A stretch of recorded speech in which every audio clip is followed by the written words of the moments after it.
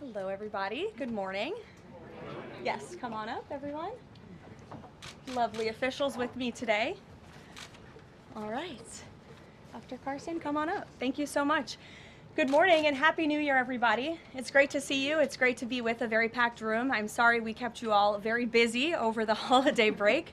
And I know there is a lot of news out there today, both here at home and around the world. I will be happy to take all of your questions on all of that news.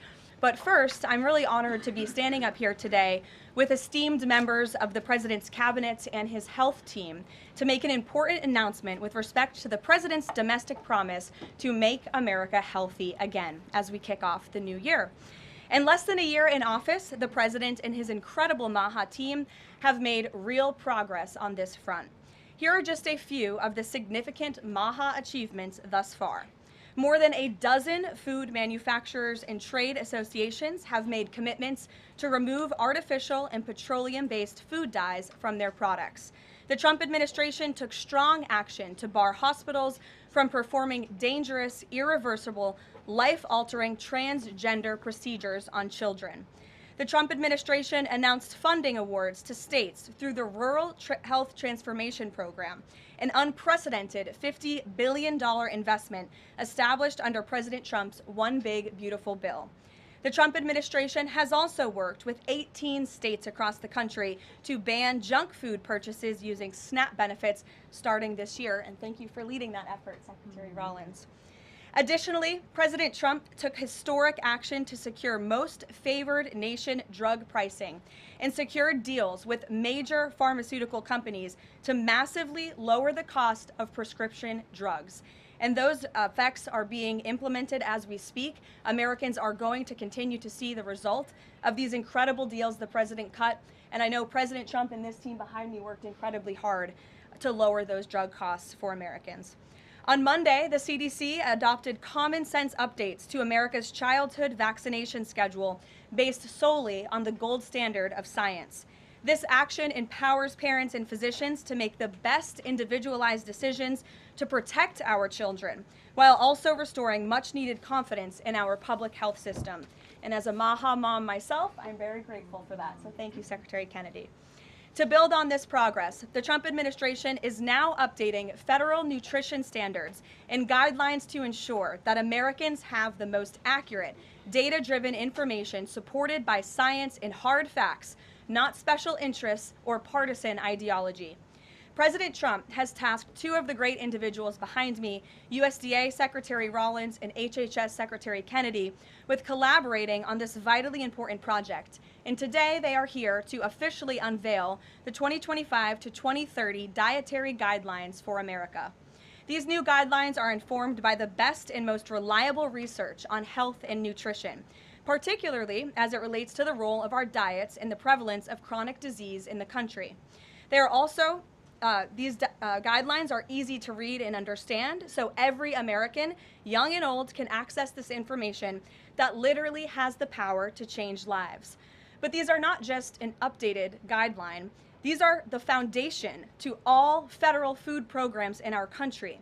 These new guidelines are going to update the food that is served to America's children in our public schools, to the plates that are served to our great men in uniform in our military, our veterans, and the food that they are consuming at the VA.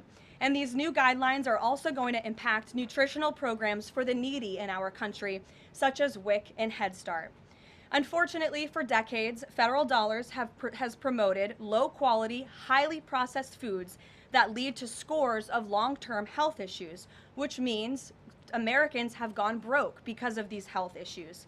Faulty dietary guidelines of the past stacked the deck against healthy eating and food options for everyday American families, which has fueled the chronic disease epidemic and jacked up the healthcare costs of households across the country.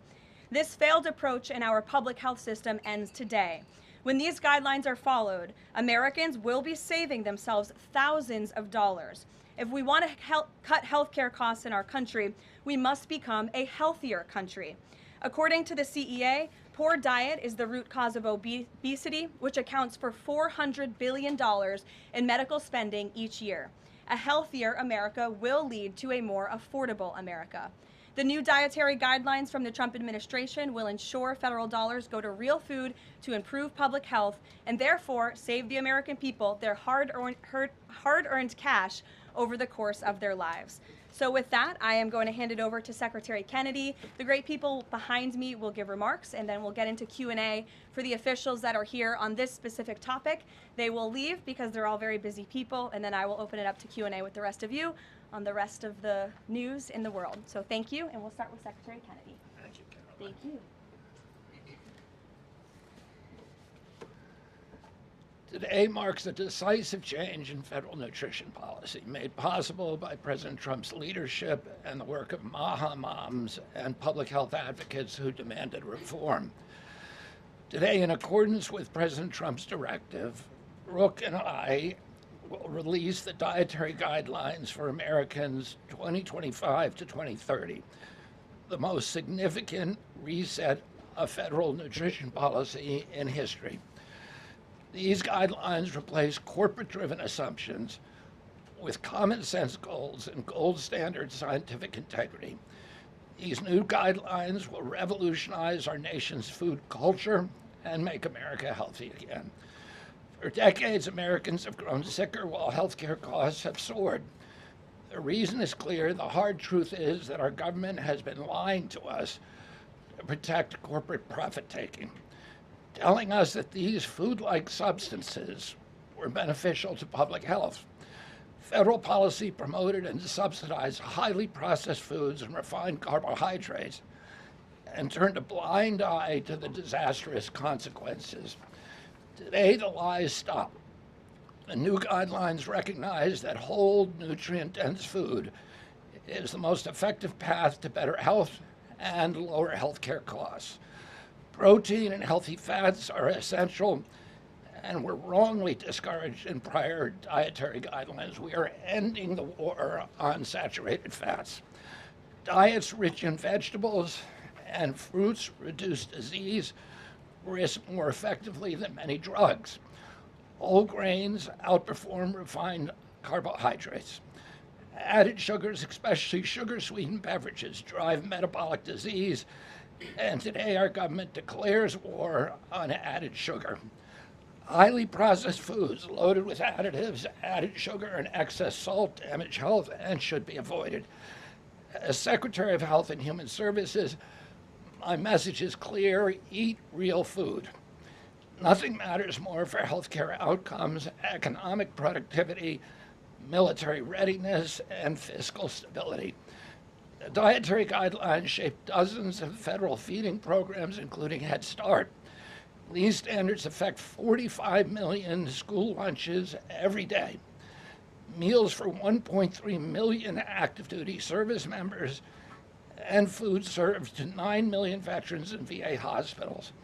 Today begins the work of aligning those programs with affordable, whole, nutrient-dense food. Implementation requires coordination across the government. I'm working with many of my fellow cabinet secretaries to deliver results. I want to thank Bobby Mukamala, thank you very much, who is the president of the American Medical Association, for committing to mobilize the medical community on nutrition. And I thank also the American Academy of Pediatrics for partnering on this effort. I also look forward to working with Dr. Jay Bhattacharya and Dr. Marty McCary to fund and prioritize rigorous nutrition research at the NIH and at the FDA. The stakes are measurable and severe. A Johns Hopkins analysis estimates that 48% of every federal taxpayer dollar now goes to healthcare.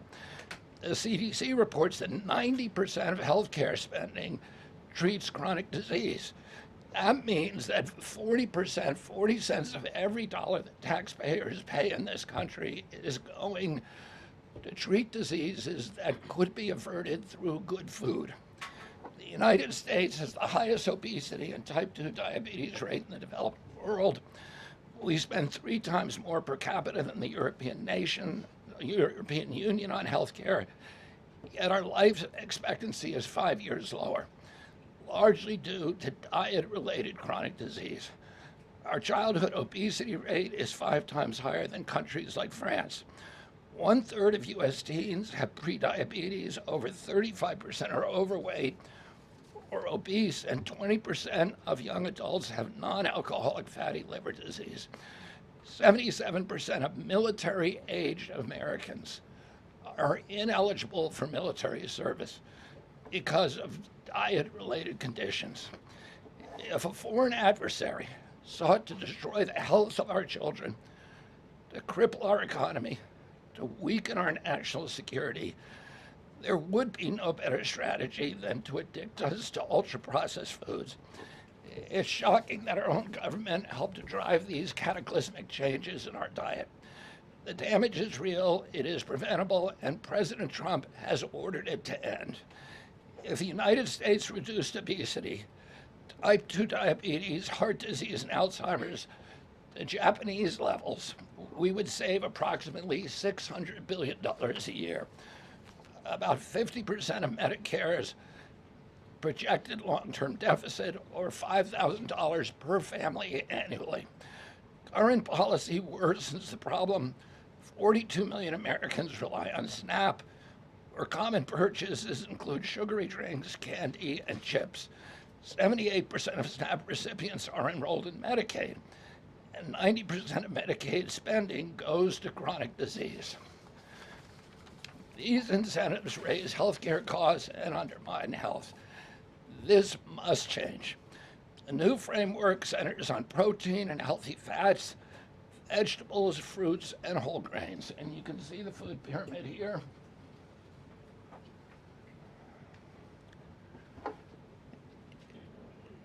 It's upside down, a lot of you will say. But it was actually upside down before, and we just righted it.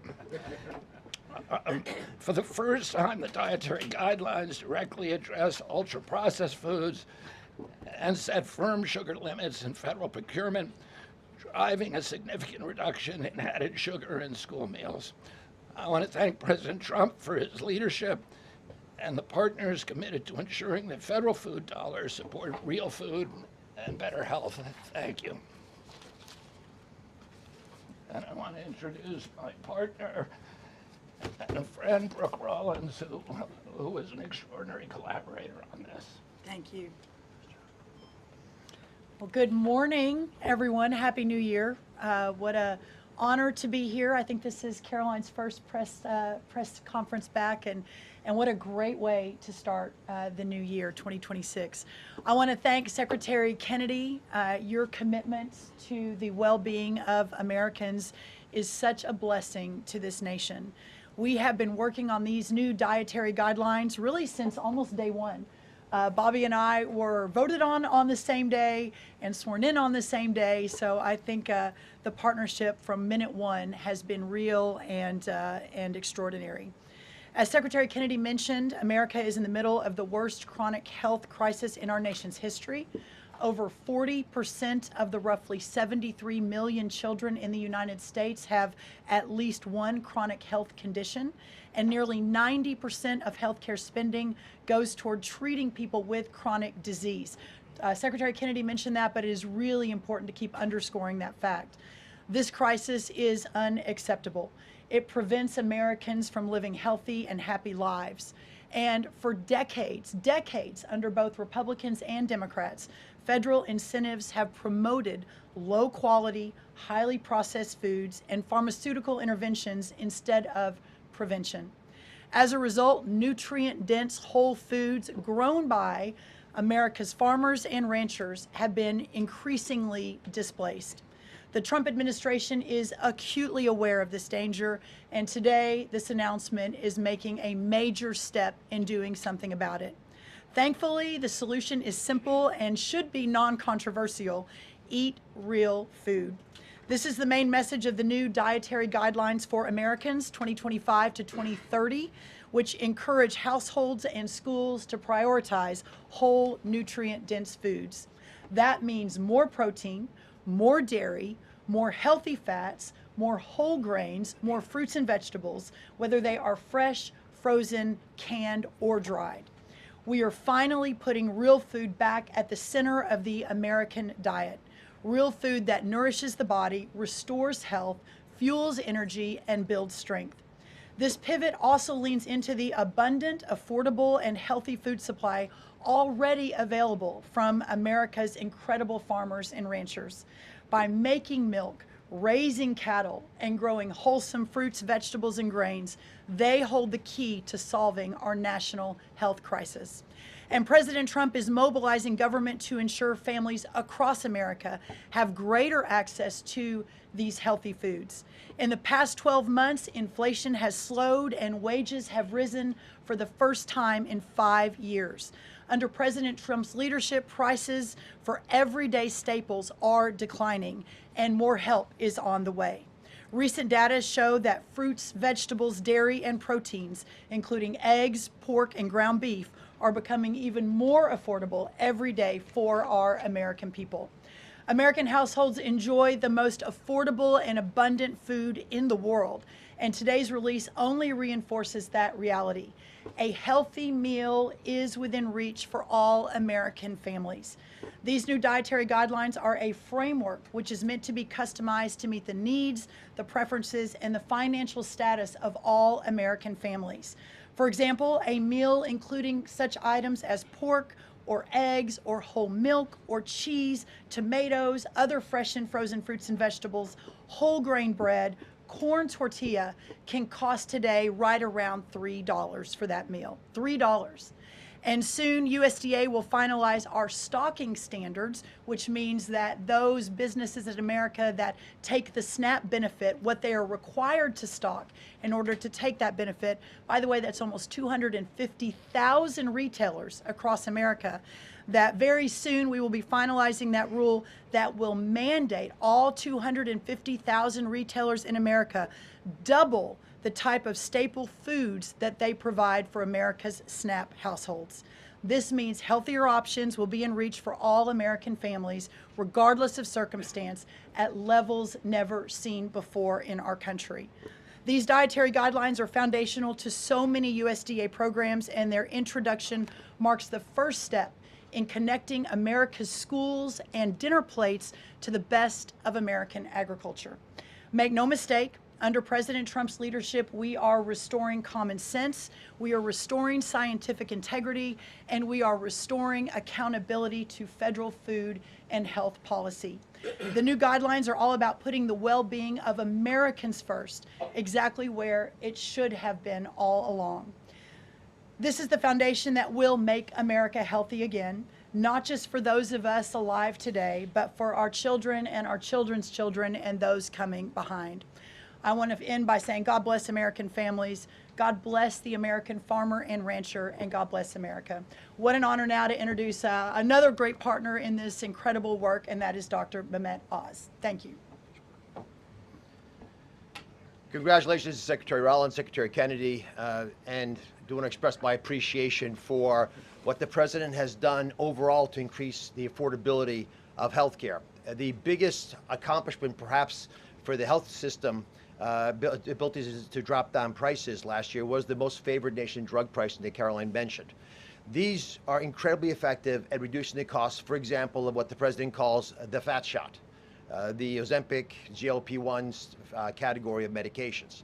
We dropped them dramatically. But the best way to reduce drug spend in America is to not need the drugs in the first place.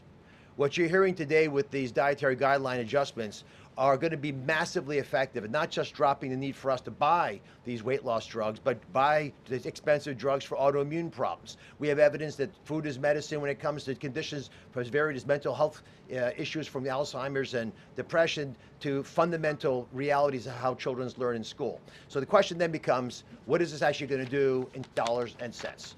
And I had the group at CMS run some numbers for us to try to give you concrete assessments of how much this will drop the spend that the federal taxpayer must make for Medicare and Medicaid. And I'm more optimistic today than ever that we can address the fast rising rate of healthcare expenses in America because of movements like this. Right now, we're increasing health expenditures in America at roughly twice the rate of the GDP growth. We will correct that if we can get America to be healthier, because you can't be a wealthy nation without being a healthy nation. So 2 numbers for you to remember. The first is $30 billion. Why? 30% of healthcare costs are directly attributable to obesity. I'm not talking about indirect associated expenses, which are also present, but a very conservative number, 30%, are directly attributed to obesity. That's about $300 billion a year for just Medicare, If we were to affect obesity by 10%, which is an incredibly conservative and justifiable assumption that has been borne out in evidence-based dietary experiments and trials, just that alone is $30 billion of reduction of expenses for Medicare rather. That's also obviously correlated with Medicaid reduction in spending. In Medicaid, it's a different opportunity because in Medicaid, we educate children. 53% of children in America are covered by Medicaid or CHIP, and we have programs to teach kids and their parents what to eat, and how to make these dietary guidelines that Secretary Rollins, Secretary Kennedy have crafted with their teams into practice. It will dramatically change the natural history of how children are able to participate in life. But let me give you one last number. If we're able to get the average American, who today retires on average at age 61, get them just to work 1 year longer, because they feel so vital, so strong, so bullish about their future, because they're feeding their bodies nutrients that are essential to their high-functioning productivity, we will increase the overall GDP of our nation by trillions of dollars. So we will reduce healthcare expenses. At the same time, we jazz up the U.S. economy with trillions of dollars created by the productivity of American workers. God bless you both for making the DGA feasible and making it perhaps the wisest investment we could make in our communities. Marty McCary is one of my closest friends, the powerful leader of the FDA, who's been taking brave steps along the line and has additional insights. Thanks. Thank you, Dr. Oz. Today marks the beginning of the end of an era of medical dogma on nutrition. For decades, we've been fed a corrupt food pyramid that has had a myopic focus on demonizing natural, healthy, saturated fats, telling you not to eat eggs and steak, and ignoring a giant blind spot: refined carbohydrates, added sugars, ultra-processed food. This study in JAMA now shows that 60% to 70% of kids are getting their calories from ultra-processed foods. That's an epidemic. We now have a generation of kids addicted to refined carbohydrates, low in protein. They are literally nitrogen negative because we've used old flawed studies that used urine nitrogen to estimate body protein metabolism, and they missed the mark. The old guidelines had such a low protein recommendation that we are increasing that by 50 to 100%. Kids need protein. The old protein guidelines were to prevent starvation and withering away. These new protein guidelines are designed for American kids to thrive, and they're based on science, not on dogma. We have 40% of our kids now with a chronic disease. It is not their fault. This is something that is the result of bad advice from the government and a medical establishment that for decades peddled research from a flawed 1960s model. Today, we are setting the record straight. This is not a willpower problem of our nation's kids. This is something adults have done to kids, and we're going to fix it. And so, as Dr. Oz said, the best way to lower drug prices is for people to stop taking drugs they don't need. We are going to finally address the root causes of our broken healthcare system: insulin resistance and general body inflammation, advanced by the protein-poor, micronutrient-poor, ultra-processed, refined carbohydrate diet that kids are addicted to today. And so, on behalf of the Food and Drug Administration, we are proud to be a part of this. We are grateful to be contributing to this work. Thank you, Secretary Rollins. Thank you, Kyle Diamantis, the best deputy commissioner for food at the FDA the agency has ever had. This is a historic day in America. Thank you, Karoline. Doctor. Thank you so much. Thank you. I hope everyone's inspired to go eat a salad for lunch after this briefing. If anybody has questions on this topic, we will take a few and then we'll get into the topic. We'll start with our new media seat. If you have a question on this topic today, Jamie Franklin, she comes from the Conservator. Why don't you kick us off? Yeah, first of all, Karoline, congratulations on your pregnancy. We're so excited for you. Thank you. MAHA moms across the country, including myself, are just so excited by what this administration is doing to make our kids healthy again. But we do have concerns when it comes to these blue states pushing back on a lot of progress that we're making as an administration. And particularly, we're really excited that you guys revise and streamline this vaccine schedule. However, what we have seen is that these blue states, whether it be no tax on tips, no tax on overtime, or pushing back on immigration, they continue to stop your guys' progress. So what has been the response from these blue states? Because as MAHA moms enrolling our kids in school, this is a big issue, and we celebrate what you guys are doing, but we want to have it even in the blue states as well. I mean, my hope is that we only released these earlier, 2 days earlier. I'm sorry. Duck is also high in protein. It's an interesting.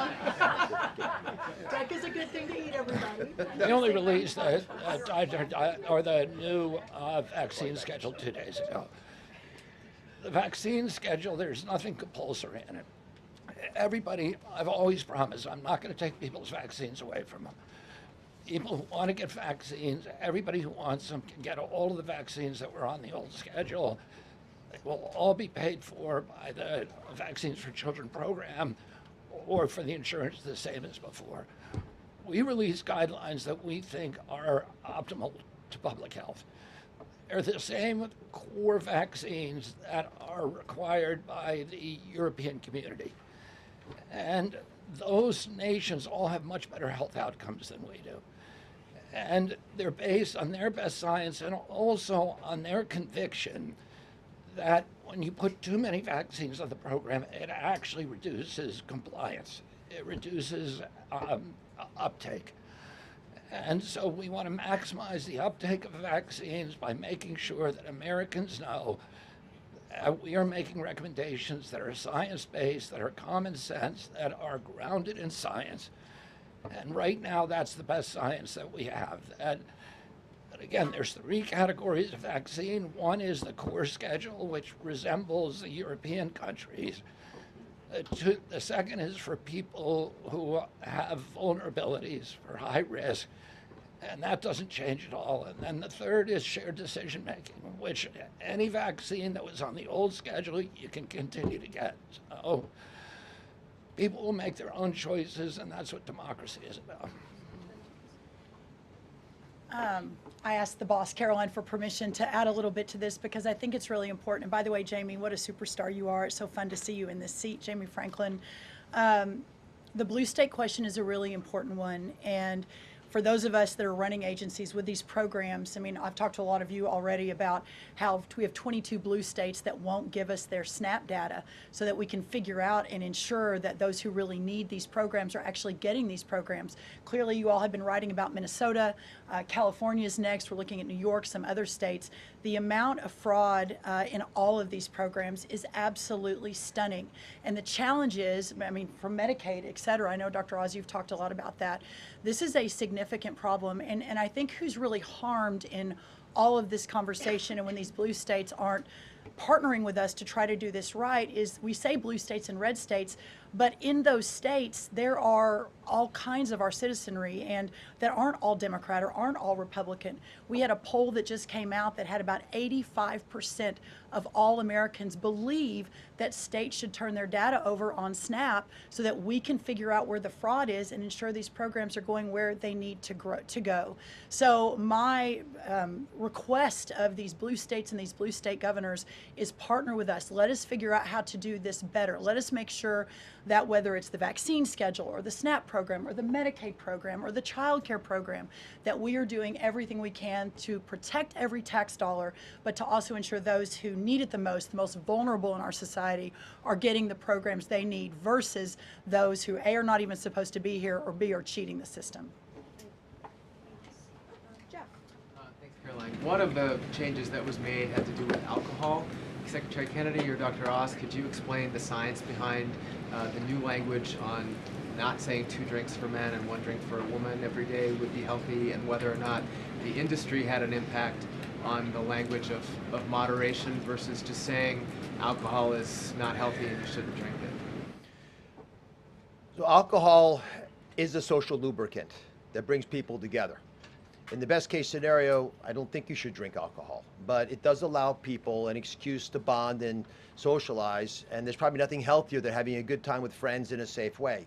If you look at the blue zones, for example, around the world where people live the longest, alcohol is sometimes part of their diet. Again, it's small amounts, taken very judiciously, and usually in a celebratory fashion. So there is alcohol on these dietary guidelines, but the implication is don't have it for breakfast. Right, this should be something done in a small amount with hopefully some kind of an event that might have alcohol added. But the general move away from 2 glasses of men, 1 glass of women, there was never really good data to support that quantity of alcohol consumption. That data was probably primarily confused with broader data about social connectiveness. Take a couple more. John? Thanks a lot, Caroline. Secretary Rollins, I'm curious about with these guidelines. They're not mandates, they're guidelines. What are the practical effects of these guidelines on public schools all across the country? Well, today begins thank you, John. It's good to see you. Today begins the first day now in a recalibration of the rules, whether it's school lunches, whether it's the SNAP program, whether it's as veterans were mentioned, our prison system, that now we begin the process of implementing and redrafting the rules to reflect what this new dietary guidelines for Americans actually is doing to our food system. So there is a lot of work to do. Nothing changes overnight, but as I think we've proven, this administration moves very, very quickly on all fronts, 7 days a week, 365 days a year, and so you'll begin to see some real changes coming very soon. As everyone is aware, for many of our most vulnerable in the margins in our communities, the school lunch is often the best place for our children to get the healthiest meal. Hopefully with stocking standards and reworking SNAP and the SNAP waivers we've done, that begins to change too. But right now, that is going to be the single most important, from my perspective, move forward, is the school lunches and making sure that we're getting the right amount, the best amount, and most nutrient-dense foods into the schools. Thank you. You also mentioned, Secretary Rollins, cost when you had your remarks a little bit earlier. Is eating healthier more cost effective? Is it cheaper than just having a diet of processed foods? I had a whole chart to show you, but left it in the back, unfortunately, that yes, indeed, that eating healthy, for the most part, we've got 100 simulations, is actually less expensive.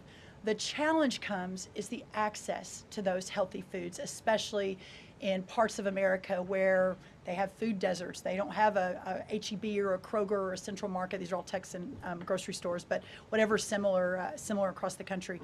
But that is why these stocking standards in SNAP are so important. So if you have a economically challenged family, and the only place they're getting their food is the 7-Eleven. We have a longer term important policy priority, and that is getting grocery stores into these lower margin communities.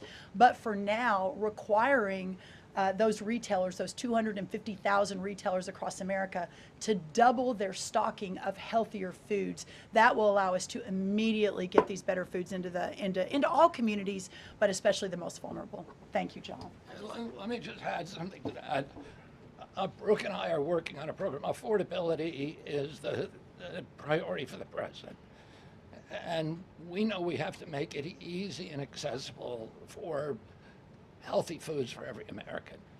And we believe we can do that. We think affordable food is within reach of every American family. We are working on a education and information program that will allow American families all over the country to come onto our website and find the healthiest foods at the lowest cost for themselves. I'd also just add this. The idea that a cheap meal made of processed food is cheap is an illusion, because you're paying for it on the back end. You're paying for it with diabetes, with obesity, with illness. And if you internalize that cost of the meal, it would be a tiny fraction of the long-term cost of eating bad food. So we'll take one more in the white blazer. Caroline. Secretary Kennedy, you mentioned healthy fats, but also ending the war on saturated fats. Can you clarify how much saturated fats Americans should be consuming? I'm going to let Marty take that since he wrote a book about it. Look, the old dogma in the 1960s when Eisenhower had his heart attack and Ancel Keys said it was the saturated fat. That's never been substantiated. And so that flawed research has become dogma over the years, and eventually the conversation was sidelined. In this new guidance, we are telling young people, kids, schools, you don't need to tiptoe around fat and dairy. You don't need to push low-fat milk to kids. And we are maintaining the 10% of calories as saturated fat in the guidance. The real issue is protein. The fact that 60 to 70% of the calories of kids today in America is ultra-processed food.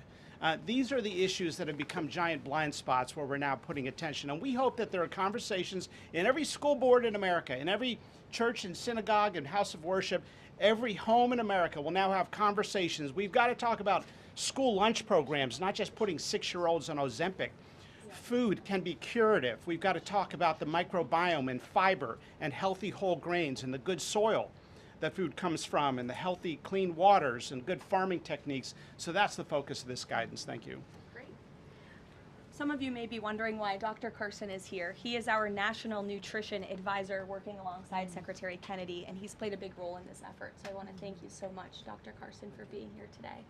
And thank all of you for being here today. I know you're all very busy people, and these people have a lot of questions on things other than diet, I'm sure. So I'm going to get to work, and thank you guys so much for coming. Thanks, everybody. Thank you. Thank you. Okay, thanks. All righty. Great. Does anyone have any questions? Rachel, why don't you start? Thank you, Caroline. The president has been adamant that he is now in charge of Venezuela, but Delcy Rodriguez said the government of Venezuela runs her country, no one else, saying, quote, there's no external agent governing Venezuela. So which one is it? Let me just be very clear. This is the first time that I've addressed Venezuela from the podium since being back and since the historic and incredibly successful military operation, law enforcement operation conducted by our United States military that you all saw and the world witnessed last week. The skill, the might of the United States military and our country under the leadership of this president is on full display to the rest of the world. And let's just set the record straight. There isn't another military in the world who could have pulled off this operation. There is not another president in the world or in our nation's history who had the courage to authorize such a mission. And I think the world has taken notice that America is truly back. With respect to Venezuela, the Trump administration, led by Secretary Rubio, the vice president, and the president's entire national security team, is in close correspondence with the interim authorities in Venezuela. We obviously have maximum leverage over the interim authorities in Venezuela right now, and the president has made it very clear that this is a country within the United States, the Western Hemisphere, close by the United States, that is no longer going to be sending illegal drugs to the United States of America. It's no longer going to be sending and trafficking illegal people and criminal cartels to kill American citizens as they have in the past. And the president is fully deploying his peace through strength foreign policy agenda. So we're continuing to be in close coordination with the interim authorities, and their decisions are going to continue to be dictated by the United States of America. Just one follow-up, when you talk about that leverage there, has the Venezuelan government fully committed to turning over its oil to the United States indefinitely, and what happens if they do not? Well, as you saw, the president announced last night, this was a deal. This was a deal made by the president and his team with the Venezuelan interim authorities. This will benefit both the American people and the Venezuelan people. And Secretary Wright and the Department of Energy are working with the interim authorities and also with the private oil industry to execute on this historic energy deal. That's not only good for the United States, but it's also going to revive the prosperity, the safety, the security of both the United States and Venezuela as well. Ed. Following up on the oil part of this, the 30 to 50 million barrels of oil, how exactly is that going to work? You're getting it out of Venezuela into the United States? Yes. And then what? That's exactly right. So as you know, Ed, as the president announced last night, this was the sanctioned oil that was basically just sitting in barrels, sitting on ships because of the effective quarantine of the United States of America. And the interim authorities have agreed to release that oil to the United States, so it will be arriving here at home. very soon. The United States government has already begun marketing Venezuelan crude oil in the global marketplace for the benefit of the United States, engaged the world's leading commodity marketers, key banks to execute and provide financial support for these crude oil and crude product sales. All proceeds from the sale of Venezuelan crude oil and products will first settle in U.S.-controlled accounts at globally recognized banks to guarantee the legitimacy and integrity of the ultimate distribution of proceeds, and those funds will be dispersed for the benefit of the American people and the Venezuelan people at the discretion of the United States government. It sounds like it requires a lot of private sector engagement and agreement And from the oil industry and the banking industry. That's Do you right. have that yet? There's a lot of private sector engagement that's happening right now. As you know, Secretary Wright, our energy secretary who's heading up this big project, is in Florida today meeting with some of these oil executives. And as we confirmed earlier, they will also be at the White House later this week. So they are absolutely eager to invest. They're eager about these opportunities. And Secretary Wright is a very well knowledgeable guy when it comes to oil and energy, and he's the perfect man for the job. Another corner of the world Sure. there, real quick on Go ahead. Iran. Go ahead. So just to follow up on the oil, 30 to 50 million barrels is an initial tranche, if you will, and then what happens after that? What I won't get ahead of the plans that the president and his team are currently speaking with the interim authorities about, but rest assured, there is a long-term plan here. Secretary Rubio and the entire team are working diligently on it, and this is just sort of the first action that you all are seeing. Ed. Thanks, Caroline. So in order to get these oil companies to invest billions in Venezuela, how will the U.S. reassure that their workers will be safe in Venezuela? Could there be troops involved? At this point in time, as you know, there are no troops on the ground in Venezuela. The president, of course, reserves the right to use the United States military if necessary. It's not something he wants to do. Diplomacy is always the first option. As you saw, he tried that with Nicolas Maduro, but unfortunately, he was an illegitimate dictator and an unserious person. And so President Trump authorized this law enforcement operation, and now Nicolas Maduro is sitting in a prison cell in New York. So certainly the president is going to do what's in the best interests of the American people, and that includes workers from our energy and oil industry as well. With that meeting tomorrow, what is the message the president is going to give to the oil executives, and what does he want to hear? Well, the meeting is on Friday, and it's just a meeting to discuss, obviously, the immense opportunity that is before these oil companies right now. Stephen. Caroline, and congratulations again. Thank you.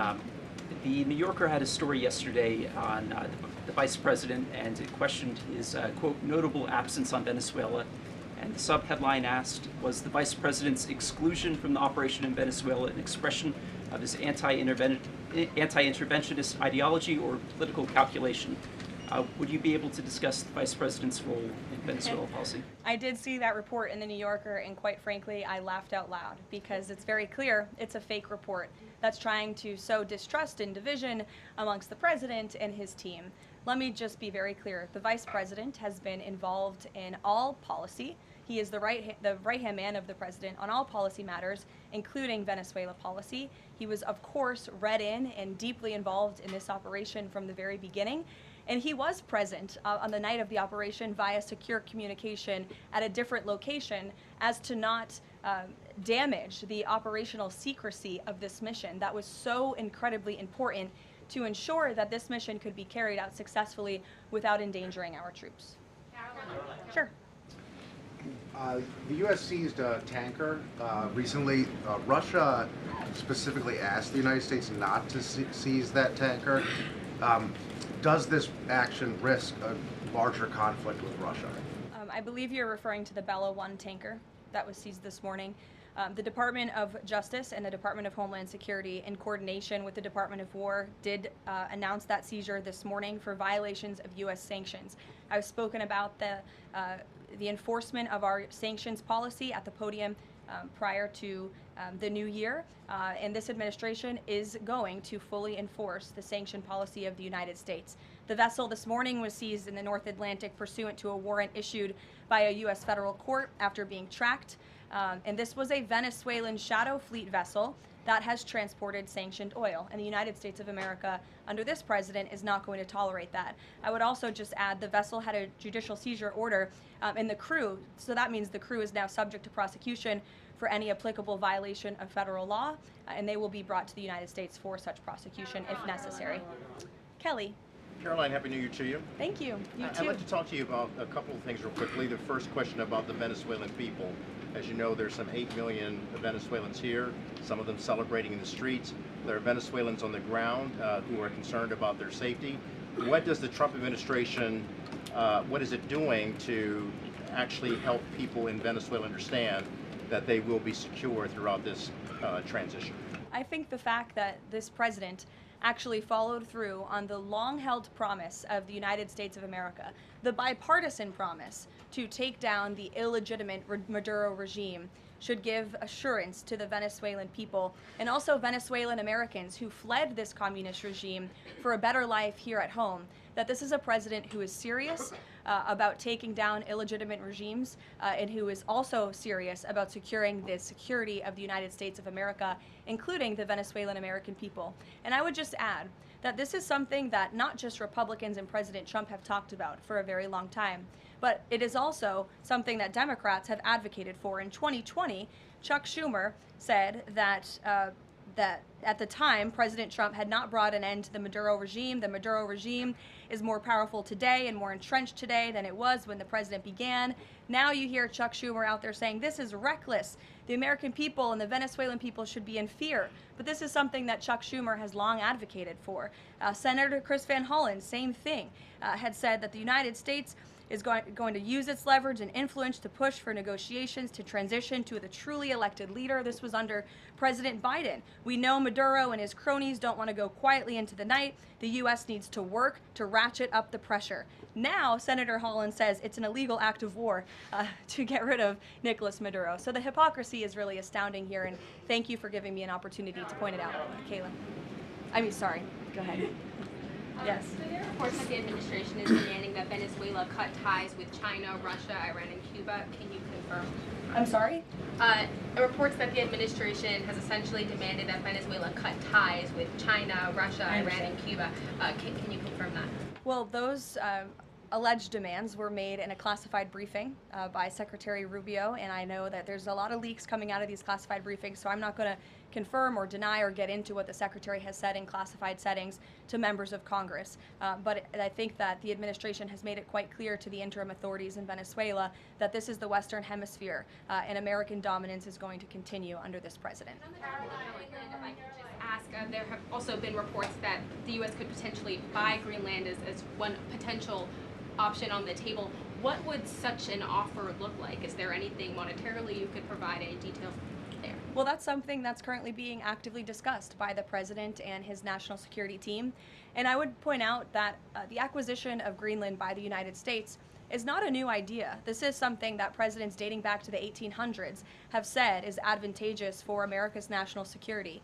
The president has been very open and clear with all of you and with the world that he views it in the best interest of the United States to deter Russian and Chinese aggression in the Arctic region. And so that's why his team is currently talking about what a potential purchase would look like. Jackie. Caroline, just following up on Greenland, why not rule out taking it by military force? I know that past presidents and past leaders have often ruled things out. They've often been very open about ruling things in and basically broadcasting their foreign policy strategy to the rest of the world, not just to our allies, but most egregiously to our adversaries. That's not something this president does. All options are always on the table for President Trump as he examines what's in the best interests of the United States. But I will just say that the president's first option always has been diplomacy. Again, look at Venezuela. He tried ardently to strike a good deal with Nicolas Maduro, and he told him, I will use the United States military and you will not like it if you don't take such a deal. And look at what happened. With respect to Iran, the president said the same thing, right? He tried to have serious interest in a deal with the Iranian regime with respect to their nuclear capabilities. They were not interested, and so Operation Midnight Hammer happened, which was another remarkable military success under the leadership of this commander-in-chief. So the president keeps his options open, but diplomacy is always the first. Quickly, just one additional follow-up on that. Does the president recognize Denmark's ownership as part of the kingdom? Because there have been some Republican senators questioning the claim that Denmark has to Greenland. Is the president in that camp with them, questioning the legality of I have not heard him question it personally, but you're welcome to ask him yourself next time you have the chance. Sanctions are being lifted for Venezuela. We got to lift some sanctions to let the oil come in. Can you talk about that just very briefly? Yes, so the U.S. is selectively rolling back sanctions to enable the transport and the sale of Venezuelan crude and oil products to the global markets, yes. Karoline. Annie. Thank you. There are some reports from Venezuela that the country's leaders are cracking down on the population, specifically suppressing public expression of support for Maduro's ouster. Is that kind of behavior consistent with what the president wants to see, how the president wants to see the leaders take on the population? It would not be consistent, and I'll let the president's national security team speak further on that. I know they are well aware and tracking. Kelly. Two questions. One, on the seized vessels, the Bella, the Sophia, can you tell us where they're headed, what happens to any existing cargo, and you referenced personnel but potentially facing prosecution. That's one thing I'd like to follow on. And then on the Bella. Yes, okay. And on Annie's question, if I could also ask, does the administration believe that the interim regime should release all political dissidents and prisoners and return detained Americans? That's not a question that I've personally spoken about to the president with, so I will let him answer that question. I don't want to make new policy at this podium today with respect to Venezuela. With respect to the two ships that you mentioned, I spoke with you about the Bella 1. There was another vessel this morning, the Sophia, that in coordination with the Department of War, the Department of Homeland Security apprehended it. This is a stateless, sanctioned, dark fleet motor tanker, and this occurred without incident. This vessel was operating in international waters and conducting illicit activities in the Caribbean Sea. The U.S. Coast Guard is escorting the Sophia to the United States for final disposition. To answer your question, Kelly, directly, this was through Operation Southern Spear. The Department of War is unwavering in its mission to crush illicit activity in the Western Hemisphere. And as the President has repeatedly stated, we're going to defend our homeland and restore security and strength across the Americas. Dasha. Dasha, go. Caroline, thank you and Happy New Year. Thanks, you too. Two questions, one on Venezuela, one on Greenland. You've repeatedly at the podium called the current leadership in Venezuela interim leadership. There are Republicans and Democrats alike that say they want to see elections in Venezuela. The president had said it's too soon to do that right now, but is there a timeline for elections in Venezuela? Is he committed to seeing that this year, for example? You just said the president has answered that question, so I will reiterate what the president has said a few times now to all of you, which is that it's too premature and too early to dictate a timetable for elections in Venezuela right now. Caroline, you just talked to Jackie about diplomacy first, right? The Danes have repeatedly said they are willing to collaborate on all of the concerns that the president has, whether it's more troops, mineral rights, intelligence sharing. Why does the president feel he needs to own Greenland and not and put out the threat of military action when this could be done through diplomacy? Well, who said diplomacy isn't taking place behind the scenes, Dasha? I mean, the president is interested in diplomacy. His national security team is as well. And of course, he's always willing to pick up the phone for everybody and hear out their concerns. But the president is the president of the United States of America, and he's always going to be very clear about what he views as being in our nation's best interest. Reagan. Caroline, I have a question for you on Venezuela, and then I'd love to ask you about Minnesota and Tim Walz. Sure. On Venezuela, I'm wondering, does the administration hope to start sending more Venezuelan migrants back home or have them self-deport if the situation in the country improves? As far as I'm concerned, the policies of the Trump administration and the Department of Homeland Security have not changed. All those illegally present in the country are subject to deportation. And I would just like to add, how we got here.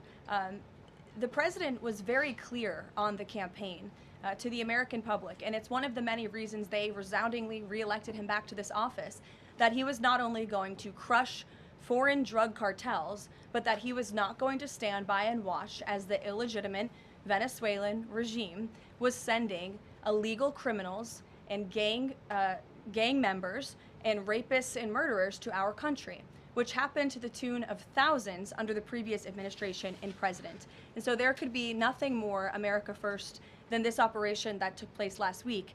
And I would just remind all of you in this room that there were innocent Americans like Jocelyn Nungare who lost their lives at the hands of dangerous Venezuelan criminals who were sent here by the Maduro regime. And that has been the president's North Star and guiding principle throughout his entire policy since January 20th. Tim Walz in Minnesota. Does the administration believe that Tim Walz potentially dropped out of the governor's race because he could be under criminal investigation? I don't know if there's a criminal investigation. If there was, I wouldn't be able to comment on it from up here, to be honest with you. But I think Tim Walz probably dropped out of the race because he realizes he no longer has the support of the people of his own state, which is a remarkable downfall considering he was the number 2 on the Democrat Party's ticket just about a year ago. When it comes to Minnesota, the fraud that we have seen, the wide scale of fraud, is really remarkable. It's egregious. I would encourage every single journalist in this room to go to Minnesota and to cover it yourselves. As for the Trump administration, we have officials who have been on the ground almost every day. Secretary Noem was there yesterday. Secretary Bessent will be traveling there later this week to talk about the fraud and to do a roundtable on this very topic. And I would just like to leave you with an update. To date, the Department of Justice has charged 98 total defendants in several Medicaid fraud and related case programs. 64 were convicted, and 85 of the 98 charged were of Somali descent. The DOJ has also issued over 1,700 subpoenas, executed over 130 search warrants, and they have now added more attorneys to their office there to absorb the case flow.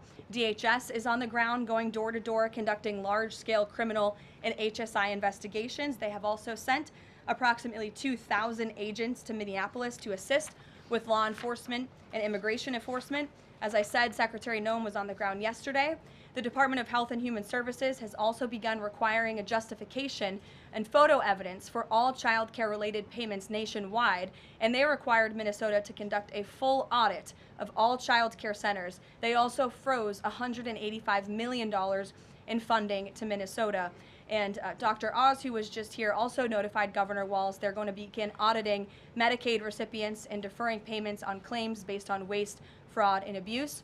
The Department of Labor is also conducting a targeted review of Minnesota's unemployment program. Department of Agriculture requiring Minnesota to conduct recertification for SNAP recipients, and HUD has launched investigations into the public housing. SBA has also suspended nearly 7,000 borrowers amid suspected fraudulent activity. So, with all of that, rest assured this is an all-hands-on-deck effort from the entire administration to get to the bottom of this and to ensure that the ripping off of taxpayers in the state of Minnesota, and it won't just be Minnesota, it'll be any state across this country where fraud has taken place, and we are protecting law-abiding, tax-paying American citizens. Phil. Thank you, Caroline. Just to follow up on Greenland, there are treaties already on the books that give the United States access to the island. They can construct and maintain military bases there. We can house personnel on the island. The U.S. has control of landings, takeoffs, anchorages, etc. So I'm curious if you could just spell out for the American public what specifically would the U.S. gain by taking control of Greenland that the U.S. doesn't already have access to right now? More control over the Arctic region and ensuring that China and Russia and our adversaries cannot continue their aggression in this very important and strategic region. And there would be many other benefits as well that, again, the President and his national security team are currently talking about. Jeff, I'll give you another one. Welcome. A broad sort of stand-back question on foreign policy. Are you concerned about increasing tensions with Russia because of the tanker seizures? And how does the U.S. action in Venezuela impact the ongoing relationship with China and the President's relationship with President Xi? I think the President has very open, honest, and good relationships with both President Putin of Russia and also President Xi of China. He has spoken with them numerous times, as you know, since coming to office about a year ago, and I believe that those personal relationships are going to continue. But as for the President and the United States, he's going to enforce our policy that's best for the United States of America. And with respect to these ships seizures, that means enforcing the embargo against all dark fleet vessels that are illegally transporting oil and only legitimate commerce, to answer your question much earlier, Rachel, determined by the United States, is going to be permitted. And that's the policy of this administration, and he's not afraid to implement it. One more stand back, just one more stand back. I just gonna ask the last one. I remember asking the president at the very beginning of his term if he was committed to Article 5 and NATO, and he said yes. Has his stance on NATO or his commitment to NATO changed? Did you see his statement earlier today? He said we will always be there for NATO even if they are not there for us. And I think that answers your question directly. Yes. Just to follow up on what Jeff was saying there, will the president commit that if any NATO members are attacked, the United States will come to it? Again, the president addressed this directly himself this morning after seeing the coverage from all of you in this room on television, and he made it very clear we're always going to be there for NATO, even if they have not done right by the United States of America. And they have not, they have finally increased their defense spending at the request of this president, but it was only because of this president that they did that. We'll take a couple more. Michael, go ahead. Thank you, Caroline. Happy New Year and congratulations. Thank Two you. questions, if You I may. too. One on healthcare, one on Mexico. On healthcare, the president says he wants Republicans to be flexible on the Hyde Amendment in order to pass healthcare legislation. What is the White House's message to pro-life voters who say federal funding for abortion goes against their values? Well, the president did not change the administration's policy. It was President Trump who signed an executive order protecting the Hyde Amendment. It's the Trump administration that has taken multiple actions on various fronts to ensure that taxpayer dollars are not funding the practice of abortion. What the president was saying yesterday was Republicans, and frankly Democrats too, need to show a little bit more flexibility so we can actually get something done with respect to the issue of health care. Republicans have amazing ideas. The president himself, as we spoke about earlier, has launched this Most Favored Nation drug pricing initiative, has cut good deals with Big Pharma. He wants to see Republicans and Democrats too, if they're willing, codify those executive orders into law so that these good deals can remain and these prices can continue to be lowered long after this president and this deal maker in chief is gone.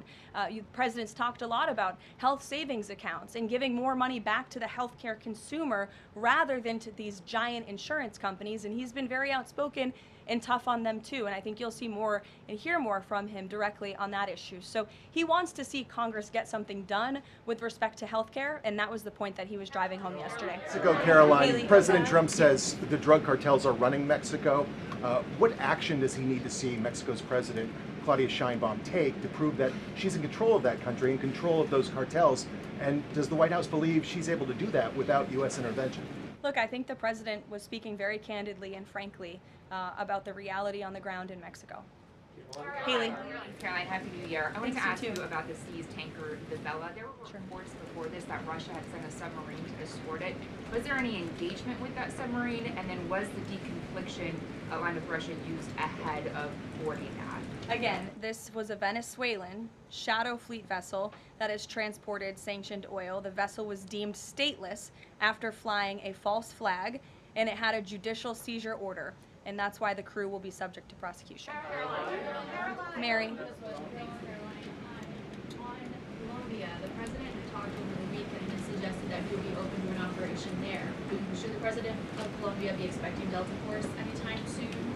And then I had another one for you on California. That would be a very unwise question for me to answer, to weigh into. What's your next question? On California, can you share any more about the fraud investigation? The president said that there was one. Who's being investigated and where is it starting? Again, this is going to be a all-hands-on-deck government-wide effort. The president has directed all agencies across the board to look at federal spending programs in not just Minnesota, but also in the state of California to identify fraud and to prosecute to the fullest extent of the law all those who have committed it. Take one more. Sure. Thank you. Caroline, yesterday was the 5-year anniversary of January 6th. Democrats and mainstream media continue to push their big lie that it was an insurrection and that police officers died that day. The reality is that 4 Trump supporters died on January 6th and 2 women were killed by January 6th police. Everybody knows Ashley Babbitt was shot in cold blood by Capitol Police Officer Michael Byrd, but there was another woman, her name was Roseanne Boyland from Georgia, and she was pepperballed, gassed, and ultimately brutally beaten with a stick by January 6th police officer Lila Morris. The Biden administration and mainstream media lied and told Americans Roseanne Boyland died of a drug overdose on Capitol steps. Her family is now asking for an investigation. Is the administration aware of the circumstances of her death, and will there be an investigation finally?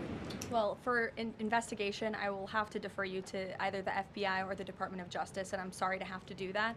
But with respect to all of the facts that you just laid out, the White House relished the opportunity yesterday to actually create a new website to share the facts with the American public, but also all those in this room. We knew the media would be covering January 6th quite a bit because they think it's something that the American people are still believing their lies on. They think it's something that still helps their case against this president. Obviously not, or else he wouldn't have been reelected in an overwhelming fashion in November of last year. And so I would encourage everyone to take a look at the website. It's quite well done. And thank you all very much. It's great to be back with you.